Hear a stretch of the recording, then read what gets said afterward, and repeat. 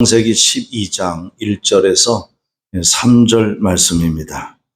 살아있는 하나님 말씀 함께 봉독하겠습니다. 여호와께서 아브라함에게 이르시되 너는 너희 고향과 친척과 아버지의 집을 떠나 내가 네게 보여줄 땅으로 가라. 내가 너로 큰 민족을 이루고 네게 복을 주어 네 이름을 창대하게 하리니 너는 복이 될지라. 너를 축복하는 자에게는 내가 복을 내리고 너를 저주하는 자에게는 내가 저주하리니 땅의 모든 족속이 너로 말미암아 복을 얻을 것이라 하신지라. 아멘. 사람은 누구를 만나느냐에 따라서 그 사람의 운명이 바뀌기도 합니다. 우리가 일생을 살아가면서 참 중요한 만남을 크게 세 가지로 꼽을 수 있는데요. 첫째는 부모님을 잘 만나야 합니다. 부모님을 잘 만나는 이유는 우리 삶의 출발이 부모님의 만남으로부터 시작되기 때문에 그렇습니다. 둘째는 선생님을 잘 만나야 합니다. 우리 인생을 가장 기초적인 것들이 교육으로부터 시작되는데 그것은 바로 선생님과의 만남입니다. 셋째는 배우자를 잘 만나야 합니다. 우리 생애에 보면 3분의 2가 배우자와 함께 하기 때문입니다. 사람이 태어나서 부모님과 함께 사는 시간, 또 자식과 함께 사는 시간보다 3분의 1이라는 분량이 더 많은 시간을 배우자하고 살아요. 그렇기 때문에 자식하고는 3분의 1을 살아요. 부모님하고도 3분의 1을 살아요. 근데 배우자하고는 내 인생의 3분의 2에 해당되는 많은 시간을 살기 때문에 배우자의 만남도 중요합니다. 이렇게 부모님과의 만남, 또 선생님과의 만남, 그리고 배우자의 만남, 세 가지 만남은 우리가 살아가면서 보편적으로 누구나 다 경험하게 되는 만남이고 이 만남이 그만큼 중요하다, 우리 삶의 질을 결정한다라고 할 수 있습니다. 그런데 이 세 가지를 잘 만났어도 이 한 가지 만남이 없으면 아무 소용이 없습니다. 잘 살다가 지옥 가면 뭐합니까? 사랑하다가 지옥 가면 뭐합니까? 그것은 진정한 삶이 아니죠. 그래서 신앙과의 만남이 이런 모든 만남보다 더 우선적이다, 이렇게 얘기합니다. 사람들은 신앙에 대해서 이렇게 생각하기도 해요. 신앙의 그 단순한 하나의 종교라고 그 종교란 틀 위에 놓고 종교를 볼 때가 있어요. 그 중에 나는 기독교를 선택했다라고 얘기하는 경우도 있습니다. 여러분, 분명히 말씀드리는데 여러분이 교회를, 기독교를 선택한 거 아닙니다. 우리가 불교를 선택하고 힌두교를 선택하고 이슬람교를 선택할 수도 있고 샤머니즘적인 신앙을 선택할 수도 있습니다. 그러나 하나님은 내가 선택하는 거 아닙니다. 착각하시면 안 됩니다. 내가 하나님을 믿게 되고 교회를 다니게 된 것은 하나님이 나를 선택했기 때문에 가능한 겁니다. 내가 부족한데, 내가 죄가 많은데 그거의 기준이 되지 않습니다. 나를 선택한 하나님의 기준은 내가 이 땅에서 선하고 도덕적이고 윤리적이고 그리고 잘 살고 지식이 있어서가 아니라 하나님의 기준이 있는데, 하나님의 기준은 뭐냐면 무조건적인 절대적인 사랑입니다. 그냥 사랑해서 나를 선택한 겁니다. 그래서 우리는 그것을 은혜라 이렇게 얘기를 합니다. 그래서 종교는 단순히 어떤 신앙의 방식에 대한 문제가 아니라 신앙에 대한 문제가 아닙니다. 신앙의 방식의 문제가 아니라 절대적 진리의 문제입니다. 그 진리의 체계가 어떤가의 문제이지 방식의 문제가 아니라는 거죠. 그래서 사람들은 신앙을 가질 때, 기독교든지 어떤 종교를 가질 때 방식을 선택하는 경우가 많습니다. 거리가 가까운 것을 나의 신앙의 방식으로 선택할 수 있습니다. 우리 교회는 거의 다수가 멀리서 차를 타고 옵니다. 근데 그 거리가 나의 신앙의 방식이 돼서는 안 된다는 거죠. 그리고 내가 불교가 나에게 좀 맞는 것 같아. 그 고요함이 나에게 내 성격이 정서적으로 맞아. 방식의 문제가 아닙니다. 신앙은 진리의 절대적인 진리의 문제지 방식의 문제가 아니다. 그러므로 기독교의 진리는 방법을 얘기하는 게 아닙니다. 가끔 신학자들이, 저도 신학자 중에 한 사람이고 뭐 박사학위를 받았다고 하지만은 박사님들이 모여서 논쟁을 벌일 때 그럴듯합니다. 그리고 싸움도 막 납니다. 거기서 막 피 터지게 그 전쟁과 같은 논쟁도 벌어지고 그렇습니다. 그것은 바로 예배의 모범이 교회 헌법에 나옵니다. 교회법은 네 가지가 있는데 교리적인 것과 정치적인 것과 권징적인 것과 예배적인 겁니다. 교리는 우리 교단과 우리 교회와 우리 성도들의 신앙의 기초 그리고 뼈대 방향을 설정해 줍니다. 정치적인 문제는 제도 조직을 말합니다. 권징에 관한 것은 잘못된 것에 대해서 벌을 주고 잘한 것에 칭찬을 주는 그러한 굉장히 중요한 교과서적인 잣대입니다. 그리고 예배의 모범이 있는데 예배는 우리가 어떻게 예배를 드려야 하나님을 기쁘게 해드릴까, 바른 예배가 될까 하라는 방법입니다. 그래서 교회법은 크게 네 가지를 챕터로 갖고 있습니다. 그런데 예배의 모범에 보면 예배를 어떻게 드리라 순서가 나옵니다. 우리 교회도 주보에 보면 예배 순서가 이렇게 나옵니다. 또 어떤 분이 그럴 수 있습니다. 묵도도 없고 그리고 교동문도 없네 라고 하는 분도 있습니다. 근데 제가 여러분에게 말씀드린 것은 예배의 순서의 방법이 진리가 아니라 예배 순서의 방법이 기독교가 아니라 진리 안에서 예배 드리느냐라는 것이 본질이라는 겁니다. 그래서 하나님이 기뻐하는 예배, 내가 영과 진리로 어떻게 예배를 드려야 하나님이 받으실 예배가 되느냐라는 것은 진리 안에서 예배 드린 겁니다. 그래서 예배를 어떻게 드려야 된다? 성경이 얘기합니다. 예배하는 자는 영과 진리로 예배할지니라. 성령과 진리로 예배해야 되는 것이 우리 기독교의 교회의 본질이지 방법론의 본질이 아니라는 것을 얘기하고 싶습니다. 그러면 어떤 신앙의 삶을 사느냐에 따라서 참된 삶을 살 수도 있고 거짓된 삶을 살 수도 있습니다. 그런데 우리가 어떻게 해서 하나님을 만나느냐라는 것입니다. 아니, 내가 어떻게 하나님의 자녀가 됐고 전능하신 창조주 하나님이 내 아버지가 됐느냐라는 이 문제를 우리는 생각해 봐야 됩니다. 도대체 어떻게 우리가 하나님을 만났고 내가 하나님을 만나서 무엇을 어떻게 달라졌는지 내 자신을 돌아볼 수 있어야 됩니다. 오늘은 이 문제를 생각해 보려고 합니다. 그래서 창세기 12장의 강의를 오늘 본문을 통해서 이 부분을 우리가 깨닫게 되기를 소원합니다. 창세기 12장은 무슨 얘기가 나오냐면 아브람과 하나님의 만남의 얘기가 나옵니다. 아브람은 본래 갈대아 우르에 살았어요. 이 지역은 갈대아 우르는 여러분이 이해하기 좋게 지금으로 말하면 전에 그 악명 높은 사담 후세인이 살았던 남부 이라크 지역입니다. 이라크 지역의 그 부분이 갈대아 우르였고 아브람은 거기서 출생했고 거기서 결혼을 했고 거기서 살아갔고 아버지가 사업가였고 아버지 사업을 물려받은 그러한 넉넉한 삶을 풍요한 삶을 사는 그런 사람이었어요. 이 지역은요, 갈대아 우르는 당시의 정치, 경제, 그리고 권력, 종교가 집중되는 도심 문화권이었습니다. 그리고 이곳에서 성장했고 결혼하고 가족들과 친지들과 함께 살았던 이 아브라함이 어느 날 놀라운 인생의 대변화가 일어납니다. 그것은 바로 하나님과의 만남이었습니다. 그 하나님의 만남을 경험한 아브라함을 사도행전 7장 2절 3절에서 스데반이 이렇게 얘기합니다. 한번 읽어보겠습니다. 시작. 스데반이 이르되 여러분 부형들이여 들으소서. 우리 조상 아브라함이 하란에 있기 전 메소포타미아에 있을 때에 영광의 하나님이 그에게 보여 이르시되 내 고향과 친척을 떠나 내가 내게 보일 땅으로 가라 하시니. 아멘. 아브라함은 메소포타미아 즉 갈대아 우르에서 있을 때에 하나님을 만납니다. 이 만남의 사건은 아브라함의 생에 있어서 단순한 그냥 단순히 참 만남이 소중하다 이 정도의 사건이 아니었습니다.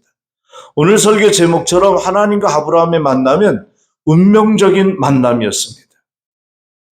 노사연의 노래 만남이란 노래를 제가 좋아합니다. 그리고 지금도 가끔 부릅니다. 우리의 만남은 우연이 아니야. 우리의 만남은 우연이 아니다. 운명이었어. 라는 그러한 말. 이 운명은 누가 좌우합니까? 하나님이 주관하시는 거예요.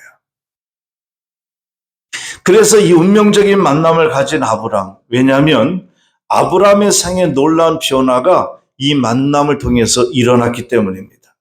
지금까지 평탄하게 보통 사람으로 그리고 다른 사람과 똑같이 그냥 살았습니다. 그리고 생활에 그런 어떤 기대나 또 어떤 그 무슨 바람이나 변화 그런 거 생각하지 않고 그냥 잘 살았으니까요. 편안했으니까요. 그랬던 아브람의 생활의 무대가 바뀝니다. 생활의 방식도 바뀝니다. 지금까지 자신이 살아왔던 인생의 경험과는 너무 판이하게 다른 내용입니다. 내가 결정합니다. 내가 판단하고 내가 선택하고 내가 추진합니다. 그런데 이 만남을 통해서 아브람은 자기의 삶을, 자기의 인생을 자기가 결단하고 판단하고 주관하는 것이 아니라 하나님의 말씀이 기준이 되었습니다. 그의 생각이 달라지기 시작합니다. 바라고 기대하는 것이 달라졌습니다. 그 인생의 말년에 새로운 꿈과 소망이 생겼습니다. 그는 그리고 축복의 근원이 됩니다. 하나님으로부터 온갖 좋은 것들을 보장받습니다. 자신뿐만 아니라 그의 자식까지, 그의 자손까지, 그리고 그가 사는 온 민족까지 그 때문에, 그 아브람 때문에 복을 받습니다. 어떻게 해서요? 복의 근원 되시는 하나님을 만남으로 이루어집니다. 훗날 그를 우리는 믿음의 조상이라고 부릅니다. 사실 아브람에 대한 성경의 기록은요, 이 만남의 사건 이후로부터 거의 전부입니다. 그 전에 아브람 이야기는 성경에 나오지 않습니다. 그만큼 이 아브람의 만남은 하나님을 만나고부터 달라진 것입니다. 저와 여러분의 삶도 마찬가지입니다. 지금까지의 잘못된 만남은 내려놓고 오늘 이 한 번의 예배를 통해서 내가 하나님을 만나는 갈대아 우르의 현장이 될 수만 있다면 여러분의 삶도 새롭게 기록될 것입니다. 오늘 본문의 말씀은 아브람이 하란에서 다시 듣게 되는 말씀입니다. 11장 31절에 보면 데라가 그의 아들 아브람과 하란의 아들인 그의 손자 누구? 롯과 그의 며느리 아브람의 아내 누구? 사라와 그를 데리고 갈대아 우르를 떠나 가나안 땅으로 가고자 하더니 가다가 하란에서 한동안 머무를 때가 있었습니다. 그때 하나님이 하란에 다시 만납니다.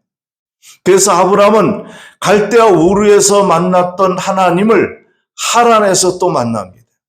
근데 거기서는 하나님이 아브람이 구체적으로 그를 강권적으로 이끌어 가기 시작할 때 그게 바로 하란의 만남이었습니다. 그때 아브람의 나이는 75세였습니다. 성경은 시간적으로 이곳을 하란에서의 만남, 두 번째 만남이지만 하나님과 아브람의 만남의 사건을 통상적으로 하란에서의 만남이 구체적인 아브라함의 축복의 출발지라고 할 수 있습니다. 그럼 이 만남을 통해 아브라함의 운명이 구체적으로 어떻게 바뀌었는지 세 가지가 바뀌는데 첫째는 하나님과의 관계가 형성되었습니다. 하나님과의 관계가 형성되었다. 아브라함은 특별한 사람이 아니었습니다. 우리가 아는 아브라함은 굉장히 믿음의 조상이었고 그리고 자식 이삭을 바칠 정도로 순종의 사람이었다고 얘기합니다. 그러나 안 그렇습니다. 아브라함은요, 특별한 사람이 아니었습니다. 그는 평범한 사람이었어요. 그는 자신이 사는 이 땅이 전부인 줄 알고 사는 사람이었습니다. 영생도 몰랐고 천국도 몰랐던 사람이었어요. 그는 다만 이 땅에서 호의호식을 소망하며 살았습니다. 그래서 그는 우상을 숭배했습니다. 자신을 생명 없는 우상에게 내맡기며 살았던 것이 아브라함의 갈대아 우르의 삶이었습니다. 그런데 하나님이 느닷없이 그를 찾아오셔서 그와 관계를 맺습니다. 이렇게 시작합니다. 여호와께서 아브라함에게 이르시되라고 얘기합니다. 여호와께서 아브라함에게 가라사대, 전의 성경은 지금은 이르시되, 이것은 여호와께서 아브라함에게 말씀하시되란 뜻이죠. 이것은 참으로 기막힌 사건이었습니다. 어떻게 유한한 우상 숭배했던 그랬던 아브라함이 창조주 하나님을 만나서 하나님과의 관계가 이루어질 수 있느냐라는 것입니다. 오늘 본문을 다시 한번 보십시오. 본문에 가장 많이 등장하는 표현이 바로 뭐냐면 나라는 것과 너라는 것입니다. 이것은 하나님이 아브라함을 일컫는 말입니다. 하나님이 아브라함을 얘기할 때 하나님이 아브라함 보고 나는, 그래 아브라함 너는 이라고 얘기합니다. 그래서 나는 너는 이라는 것은 나와 너라는 것이고, 나와 너라는 말은 서로 관계가 형성되었다라는 말입니다. 그럼 나와 너의 관계가 형성된 것은 인격적인 만남이 형성됐다는 것이죠. 이것은 인간에게 있어서 더 이상 표현할 수 없는 놀라운 축복입니다. 아브라함은 이 만남의 사건으로 하나님을 알아버렸습니다. 하나님이 누군지를 알기 시작합니다. 그리고 하나님을 얻었습니다. 하나님을 소유해버립니다. 이 축복이 저와 여러분에도 있기를 축원합니다. 여러분, 여기 아브라함과 관계를 맺으신 이분이 누굽니까? 하나님은 어떤 분입니까? 우주 만물을 창조하신 분입니다. 그분이 이 세상의 모든 우주가 전부 그분의 입에서 나온 말씀에 의해서 만들어진 세상입니다. 그래서 천지는 이르시되의 산물입니다. 천지는 하나님이 말씀하시되, 하나님이 이르시되라는 산물이 천지입니다.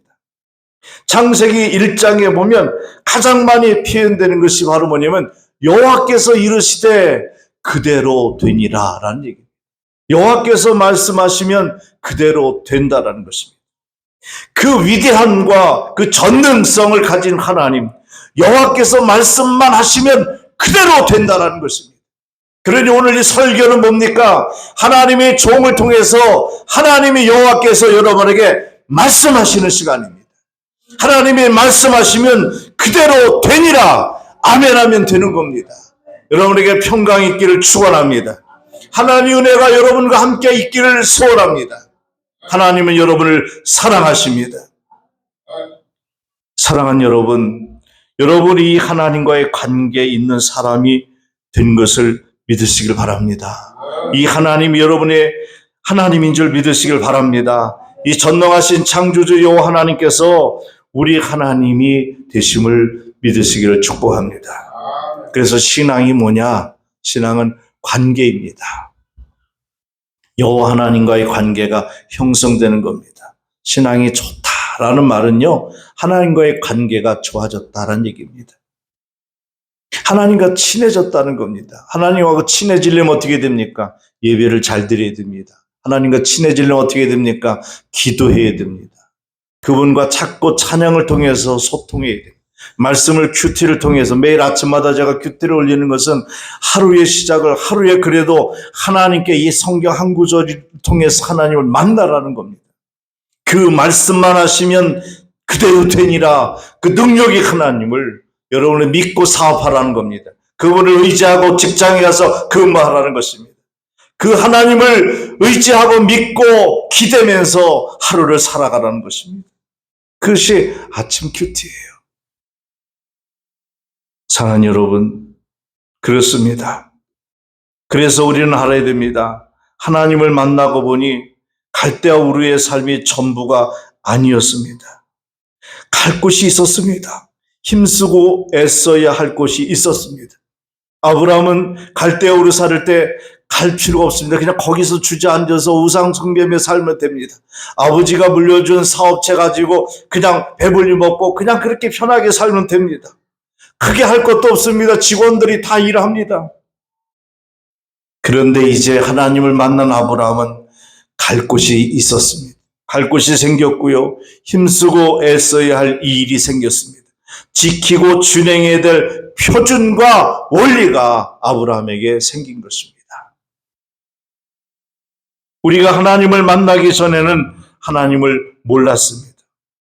하나님을 몰랐기 때문에 그분의 계획도 모르니까 내가 지금 힘들고 아프고 고통이 오고 환난이 오고 시련이 오면 왜 내 인생은 내 팔자는 이 모양이냐고 한탄합니다. 그런데 하나님을 알고 하나님의 계획을 아는 사람은 그렇게 생각 안 합니다. 너를 불같이 연단한 다음 정금같이 나오게 하리라. 하나님의 계획을 아는 사람은 오늘도 당당할 수 있고 또 살아갈 용기를 얻게 되는 것입니다. 하나님은 나를 향한 계획을 다 갖고 있습니다. 아무리 내가 봐도 정말 나에게는 소망도 없어. 우리 가정에는 소망이 없어. 아닙니다. 하나님의 가정이라면, 하나님의 사람이라면, 하나님의 자녀라면 분명히 하나님의 계획이 있습니다. 하나님의 손에 내 생애의 오늘과 내일에 대한 설계가 있습니다. 여러분, 제가요, 우리 총회회관을 건축할 때에 땅을 600평을 사가지고 430평 건물을 짓는데 총 비용이 다 67억입니다. 건축비만 27억이 들었는데요. 저는 건축을 해본 적이 없어가지고 제가 현장을 자주 가서 책임을 맡았기 때문에 가서 1년 동안 매주 일주일에 한 번씩 현장을 점검하러 갑니다. 그리고 현장 총감독과 거기에 또 현장에서 일하는 노부들을 봅니다. 근데 우리가 설계도와 또 이렇게 이게 조감들을 보면 너무 멋있잖아요. 너무 멋있고 만들어 놓은 게 너무 이쁩니다. 기대가 됩니다. 근데 처음에 땅을 파헤치고 지하 기초공사하고 토목공사를 하고 자재가 막 쌓여지고 현장에 보면 정신이 없습니다. 여기서 뭐가 선한 게 나올 수 있을까 할 정도로 정말 정신이 없습니다. 공사 현장은 정신이 없습니다. 그리고 사람들은 땀 냄새와 먼지 범벅이를 뒤집어 쓰고 입에서 단내를 내면서 헉헉대면서 일합니다. 그리고 너무나 위험한 일들이 많습니다. 모든 자재들과 공사 현장은 위험해서 하이바를 써야 되고 저도 그 현장을 들어갔다 나올 때마다 하이바를 꼭 씁니다. 그리고 정말 안전화 신발도 있어요. 못이 밟아도 못이 들어가지 않는 그런 안전화도 신어야 됩니다. 그러면서 일합니다. 정말 숨막히는 현장이 정말 정신이 없고 아름답지가 않습니다. 그런데요, 지나고 나면, 완성되고 나면, 그리고 청소를 업체에 와서 청소를 싹 하고 나서 모든 것이 세팅되니까 얼마나 이쁘고, 바닥도 그냥 대리석 돌이 타일로가 막 반짝반짝거리고, 벽도 반짝거리고, 각 룸마다 400평이 다 그냥 시스템 난방기가 돌아가면서 따뜻하고 시원하고 너무너무 좋습니다. 그게 시작은요, 고통스럽습니다. 시작은 정신이 없습니다. 그러나 설계도대로 그대로 하나하나 만들어질 때에 토목공사가 되고 기초공사가 되고 철골공사 들어가고 소방공사 들어가고 전기공사 들어가고 그리고 거기에 모든 외벽을 붙이고 내장을 하고 인테리어하고 전기공사 들어가고 시스템 들어가고 그리고 모든 것이 하나하나 완성되어 갈 때에 그 모습은 환희였고 감동이었습니다. 마찬가지입니다. 어떻게 이렇게 됐을까요? 설계도가 그렇게 됐기 때문에. 하나님께서 여러분 인생의 설계도를 다 만들어놨어요. 설계를 그려놓고 거기에 맞춰서 지금 가는데 못에 찔릴 수도 있고 일하다가 부대에서 머리가 깨질 수도 있고 발을 헐벗어서 그래서 넘어질 수도 있고 그럴 수 있습니다. 근데 그게 다가 아닙니다. 지나고 나면 이제는 작업복이 아닌 정장을 입고 그리고 깨끗하게 예쁘게 하고 입주하는 날이 오는 거죠. 여러분이 하나님께서 예비한 축복의 날이 반드시 오는 것을 믿으시기 바랍니다. 하나님은 그것을 여러분 모두에게 설계해 놨단 말이죠. 그리고 하나님이 나를 붙들고 그것으로 인도하고 계십니다. 다만 내가 몰랐을 뿐입니다. 나를 향한 하나님의 뜻하신 계획하심을 우리에게 발견되어질 때에 우리는 그것을 일컬어 비전이라 이렇게 얘기합니다. 비전이라. 여러분에게도 그런 비전이 있기를 축복합니다. 우리는 이 비전을 가슴에 묻어 그것이 우리에게 이루어질 것을 꿈꾸며 사는 것이 신앙이고 인내입니다. 사랑하는 여러분, 이제 우리의 삶이 아무렇게나 막 사는 삶이 아니시기를 바랍니다.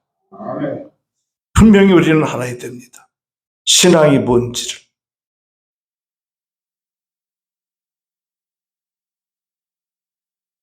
두 번째는요, 삶의 목적이 분명해졌습니다.